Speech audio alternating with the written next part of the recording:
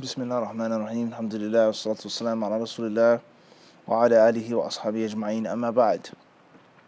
We reach page 423 in the book. The author says, Al-Kaba'ir al-Hadiya was-Sittun man ashara ila akhihi bi-hadida. The 61st major sin that the author mentions, he says, is pointing to your brother. Literal translation would be with a piece of metal, a piece of iron, a piece of steel. Obviously meaning taking a weapon and pointing it towards your brother. Taking a weapon, something that's harmful and dangerous, something that can be used or is normally used for injury and for damage, and to point it to your brother. So major sin number 61, and as we read major sin number 60 with regards to hair extensions, wigs, weaves, with regards to trimming and shaving the eyebrows, with regards to filing the teeth, separating one's teeth, and these things. And now we have pointing a weapon towards your brother. You can briefly see is that the major sins in Al-Islam are not specific to one type of action. They're not specific to one mode. They're not specific to just statements. They're not specific just to actions. They're not specific to money. They're not specific to dress or style. And from this, bi'idhnillahi ta'ala, as we always like to say, from one thing you know 10,000 things. You should see the diversity of the Sharia. And there is no yolk and shell. There is no rind and meat of the orange, skin and internal. There is no that's okay, but this is not okay. Islam makes it haram to do things bad with your money, but not haram things with your tongue, or culture, or dress, or food, or sleep. What's important is that anything that's mentioned by the Prophet ﷺ to do and not to do, that's what Islam encompasses. And that's what you're required to do. Whether it is your culture, your dress, your drink, what hand you eat with, what side you sleep on, how many women you can marry, what woman you can marry, what type of money you can make, where you can store that money, can you put it in a bank? Wherever you are, whatever you're doing, if the Prophet ﷺ specified a ruling, halal, haram, recommended, disliked, major sin, then that's what it is. And there is no Islam one day out the week. There is no Islam only in the mosque. There is no Islam only pertaining to outward and not inward, inward but not outward. Everybody understand this? And that Islam is not oppressive to women and do whatever you want to do if you're a man. Islam says that a woman is going to burn in hell, but the men will go to Jannah. Islam says that men are threatened by Allah, but the women have easy. No. Whatever is mentioned, that's what it is. So a hairstyle, we read, and also pointing something towards your brother. Everybody clear on this? And this is a very important lesson for us to learn and understand, especially in 2017, in which Islam, the Sharia, hadith of the Prophet, the Quran is being attacked from all fronts. It's being attacked from all fronts. Those who attack it outwardly and openly, and those who do it, waliyadhu billah, in a cowardly manner, a cowardly way. Those who attack Islam intentionally, and those who do it by accident, and they don't even realize it. Whether it's a non-Muslim attacking Islam, whether it's an apostate attacking Islam, or whether it is a mufti and a qadi and an imam attacking the Sharia from means whereas he doesn't even realize, by making this joke, or taking this opinion, or saying, no, this hadith is not important, or a madhab, or whatever the case may be. So the true, proper, orthodox, organic, natural way of Islam, no doubt, is on all fronts being attacked. And these people, no matter where they come from, no matter what class, they wish to take it from the purity of the deen and of the Sharia. And they take one thing and force others to accept other things. Everybody clear on this? If someone kills someone unjustly, if someone kills someone incorrectly, if someone kills themselves unjustly and incorrectly, whatever the case may be, that does not diminish and wipe away the other aspects of the Sharia that you can implement and that you can do. Everybody understand this? So we have to be very, very, very mindful with regards to the media. So therefore, number 61, the author says, Man ashara, he says, those who point a weapon towards their brothers. And also, bi'idhnillahi ta'ala includes one's sister as well, one's daughter, one's father. Al-Muhim, al-Maqsood, is someone whose blood is sacred. To take a weapon and to steer it in the direction of someone who's what? I didn't say that. We said what? Whose blood is sacred. Muslim or non-Muslim. And there are instances in which a non-Muslim's blood is what? sacred, such as a dhimmi, a mu'ahad, a musta'min. Everybody understand this? Khairan, inshallah. But in most cases, especially talking here, Muslim, your brother, ila akhihi, yani fi din. So it includes a sister, a female, male. It includes anyone whose blood is what? Sacred. Let alone someone who has the most sacred of sacred blood, it's a Muslim. No doubt about that. So therefore, it says, "Man ashara ila akhihi bi hadidatin." Anyone who points towards his brother with a what? With a weapon, whether it's metal or wood or whatever material that thing is made from. Al-Muhim, it's a what?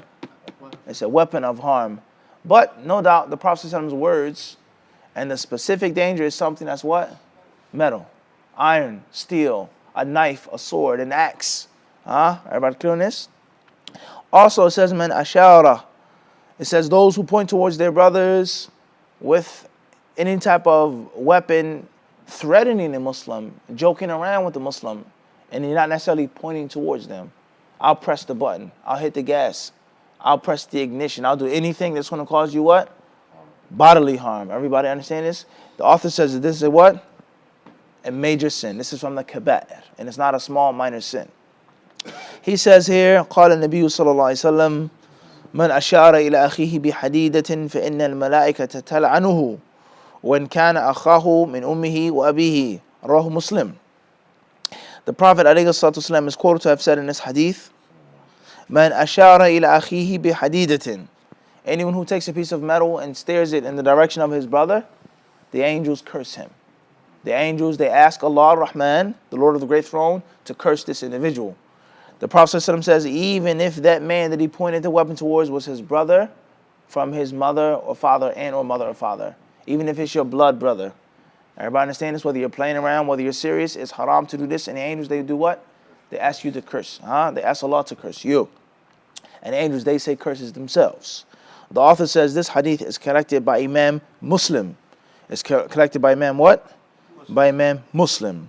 And this goes to show you that the strongest connection and the strongest genealogy is the genealogy of faith, of the deen. Because women say, it's my brother, my blood brother. I wouldn't do anything to him. But the Prophet, he mentioned what? He says, "Man ashara." He says, "Man ashara." He says, those who point towards what? The brother.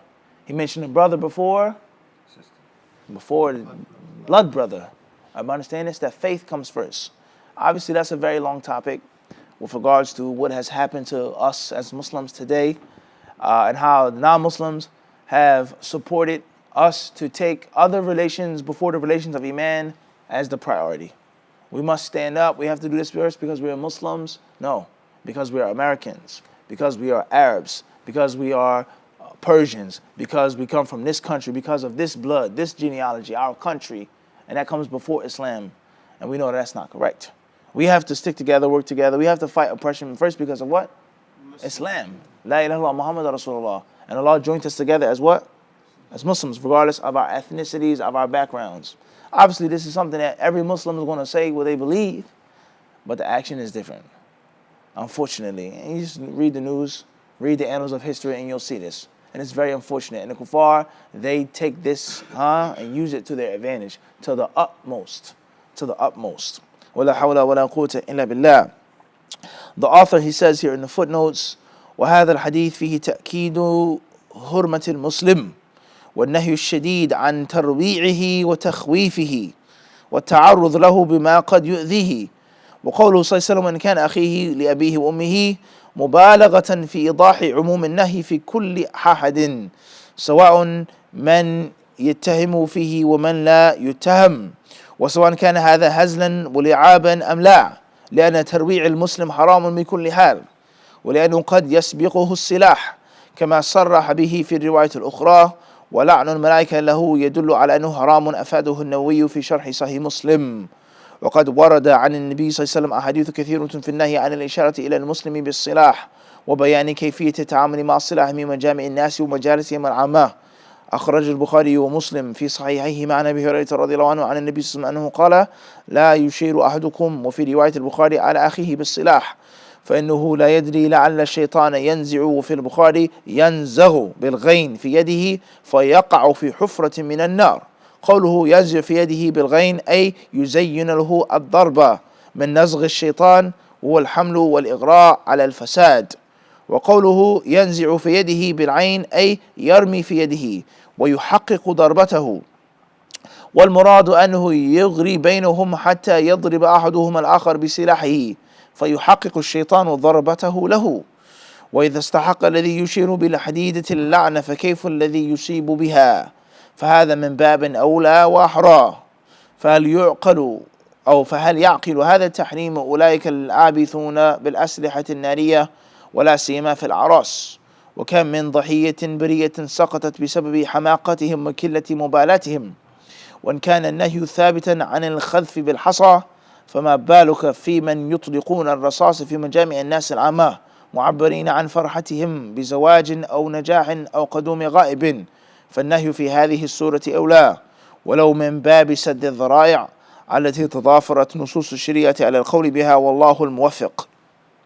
The author, he says, listen very carefully to these benefits. He says this hadith is collected by Imam Muslim, narrated by Abu Hurairah radiallahu anhu. He says this hadith clearly shows ta'keedu hurmatil Muslim, the severity of the honor of a Muslim. The severity of a what? The honor of a Muslim. That a Muslim's honor, a Muslim's sacredness, a Muslim's blood is what? Is no joke. It's not a game, it's not a joke. Just stop and read this one sentence and think about what's happening in the media and the news today.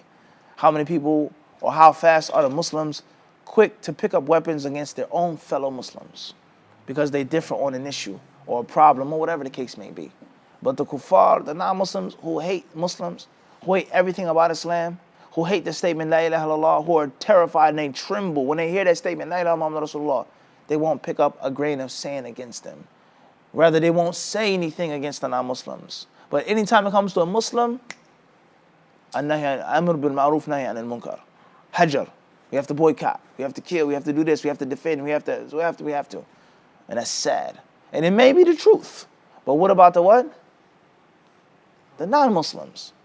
So he says this hadith clearly shows us that the hurma, the sacredness of a Muslim is something that's what? It's serious. It's not a joke. He says here, and it's a prohibition, a clear prohibition, a strong prohibition to cause a Muslim to be afraid.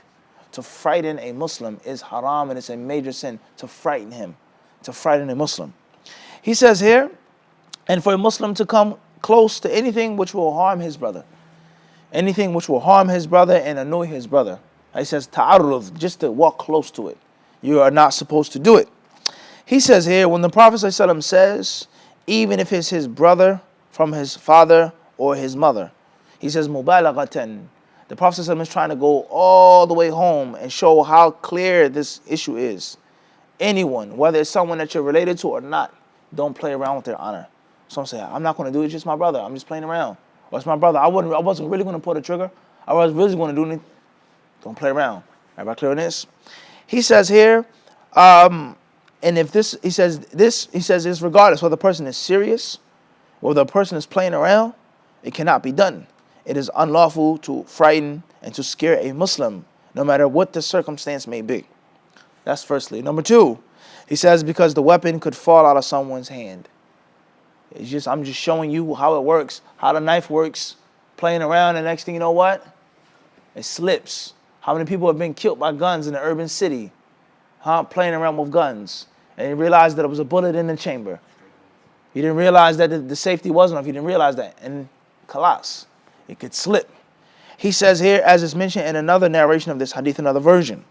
And he says, he says, is that when the angels curse this person, it proves that it's a what? Major sin. Khairan, inshallah. The author, he then says, he says there are many hadiths regarding, not the author, the muhaqqiq, the editor of the book, he says there are many hadiths regarding the prohibition of pointing to your Muslim brother with a weapon and how to deal with and handle weapons in public areas and public sittings.